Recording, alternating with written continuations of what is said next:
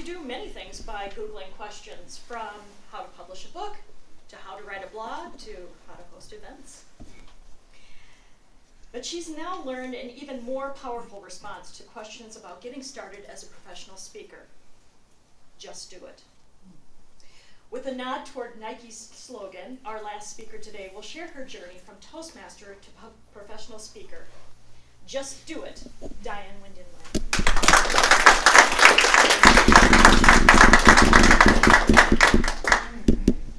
I didn't become a professional speaker for the usual reasons. I didn't have a message that needed to get out in the world. I didn't have any special expertise. And I didn't have a really big ego. No. That was my stereotype of a professional speaker. Somebody who needed the adulation of an adoring audience. No, those were none of my reasons. I became a professional speaker because I was desperate.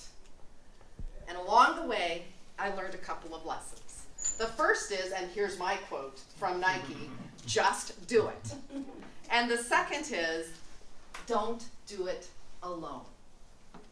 It was the summer of 2009.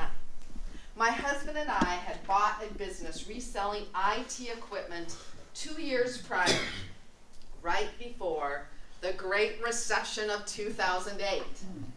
And nobody was buying IT equipment. We were living off credit cards. We were living off our retirement. We were getting some of our food from the food shelf. We had 3 hungry teenagers. And at some point, I was desperate, and I realized I needed to get a job. I needed to bring some income in. Now, I hadn't had a job for 22 years. I didn't know how to get a job. I thought, well, what do people do? So I opened up the Sunday paper, looked down the want ads, had my black Sharpie marker, and started circling ads where I might contact people. Just do it, right? And I got a job.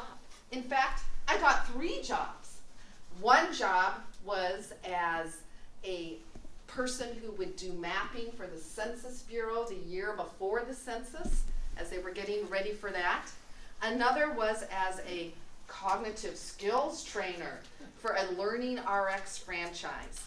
And the third was as a professional speaker. I actually got a job with Minneapolis Business College doing workshops for high school students as a lead generator for the college. So put it all together, and I just did it. And that's how I got started. Then I thought, maybe I should just do some other things too. One day I heard about blogging and how you could blog and that would build your business. So the next day, I just did it. I started my blog. Then in January of 2010, I met with a mentor. Actually, I didn't meet with him until July.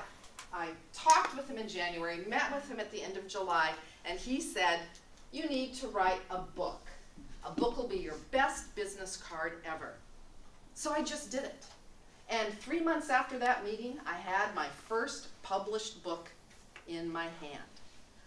Now, if I had taken any classes about book publishing or written any books, or read any books about publishing, that probably wouldn't have happened. Because I did read a book after I published a book about publishing. It was this thick, and I thought, oh my gosh, if I had to know all of this before I got started, I never would have gotten started.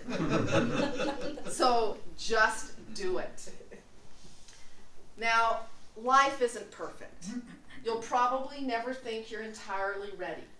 Well, if you wait till you're entirely ready, you'll never do it. So just do it. And don't do it alone. Along the way, I had many people who supported me, including Vitalia Bryn-Pundik, who was working for that business college as a speaker at the time and gave me the inside scoop that helped me get started. My husband has been a great supporter. My friends in the National Speakers Association, yes, there are some good things about it, Josh. They've been a support as well. And my Toastmaster friends, especially in PowerTalk Toastmasters, but all my Toastmaster friends have been very supportive.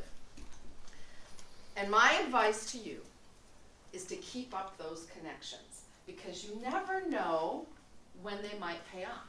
Sometimes it's right away. Sometimes it's years later. I'll give you a few examples of some that paid off later. On Monday, I will begin my 7th year doing some presentation coaching for a Christian high school with their seniors. 7 years in a row I've had this gig. And I got it because someone in my Toastmasters club, their kids went there and he was talking with the principal how they needed a presentation coach. And he thought of me. So there's that Toastmaster connection. There's someone who remembered me. And then there was the woman I never met in person, but I co-authored a book with. We connected online. I commented on her blogs. I provided some additional ideas. And she said, hey, I'm writing a book on this topic. I think it would be great if you could help me. I helped her so much that I became a co-author of the book. And years after that, when we still hadn't met, she was thinking about retiring from professional speaking. And she'd been offered a speaking engagement in Texas that she didn't want to go to. Put my name forward, and I got the gig, full fee gig to boot. And then there was a person I met 9 years ago at a networking event. She was also speaking. It was a women's networking event. And we kept in contact. We really hit it off. She hired me about 4 years ago to help her with some presentations. And then about a month ago, she contacted me about an opportunity that's an annual opportunity in Colorado to teach and train on presentation skills for some bankers. I just signed the contract for that yesterday. So connections can make a difference. I honestly haven't done a lot of marketing outside of having a website and a newsletter. I've gotten most of my business through connections and even people randomly finding me online as well. So your success is a journey. Your success will probably not be a straight path. Your success isn't something that just happens to you. Your success is what you make it. So just do it, and don't do it alone.